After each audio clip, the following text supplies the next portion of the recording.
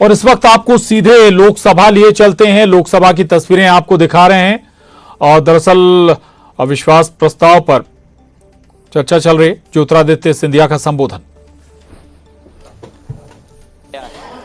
और जिस तरीके से प्रधानमंत्री जी ने एक एक वर्ग का अविश्वास को विश्वास में परिवर्तित किया है, वो सत्य आज इस सदन के द्वारा देश की जनता के समक्ष जानी चाहिए। किसान सभापति महोदय, इस देश की रीढ़ की हड्डी, 60% आबादी हमारी कृषि प्रधान राष्ट्र है, लेकिन अगर किसान का पीठ तोड़ने वाला कोई कालखंड रहा तो 2014 के पहले रहा। आज हमारा किसान को समर्थन मूल्य पर्याप्त मात्रा में मिल रहा है, उसकी खरीदगी पर्याप्त मात्रा में हो रही है। आज हमारे किसान कितने उत्तेजित हो रहे हैं। सभापति महोदय, खुजली बहुत आती है, खुजली बहुत आती है, खुजली बहुत आती है। आज हमारे किसान को सभापति महोदय धान की खरीदी में 90% वृद्धि हुई है, गेहूं की खरीदी में 75% वृद्धि हुई है। नरेंद्र सिंह जी यहां बैठे हुए हैं। हमारे समर्थन मूल्य की हम बात करें, 2014-15 में धान की एमएसपी 1360 थी, आज धान की एमएसपी 2183 है, 60% की वृद्धि हुई है। कल कपास की बात की गई, कपास की एमएसपी की हम बात करें, कपास की एमएसपी 3350 रुपए होती थी, आज वही कपास की एमएसपी बढ़कर 6620 हो चुकी है, 80% की वृद्धि हो गई। सोयाबीन की एमएसपी 2560 रुपए होती थी, आज 4600 रुपए हो चुकी है, 80% की वृद्धि हुई है।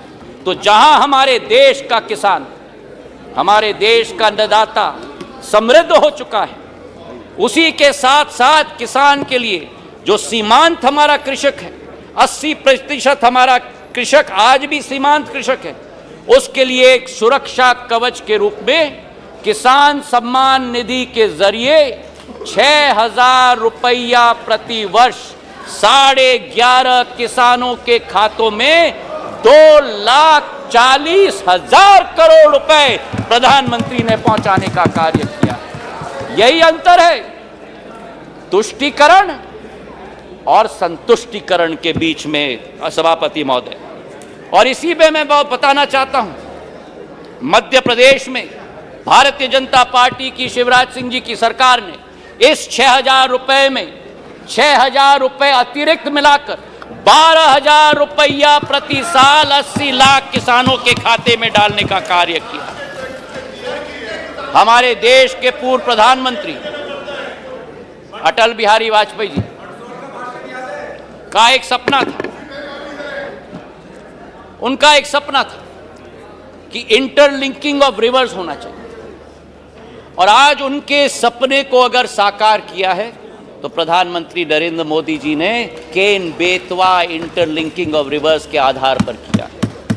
42,000 करोड़ रुपए की योजना उत्तर प्रदेश और मध्य प्रदेश के 13 जिलों को मिलाकर 60 लाख लोग प्रभावित होंगे। ये वो बुंदेलखंड क्षेत्र है जिसने अपने इतिहास में सूखी माटी के अलावा कुछ नसीब नहीं किया था। अध्यक्ष सभापति महोदय, आज वहां 11 लाख हेक्टेयर की सिंचाई होगी, 105 मेगावाट की ऊर्जा का सर्जन होगा, और उसी के साथ इस परिवर्तन के स्केल पे भी मैं बात करना चाहता हूं। यह परिवर्तन का स्केल आजादी से 2003 तक 56 साल कांग्रेस की सरकार रही, 56 साल 7.5 लाख हेक्टेयर की सिंचाई हुई थी, और 20 वर्ष में 2003 से 2023 तक 20 वर्ष में 45 लाख हेक्टेयर की जमीन की सिंचाई हुई है, 6 गुना। और जहां अब फिर उत्तेजित हो गए, और जहां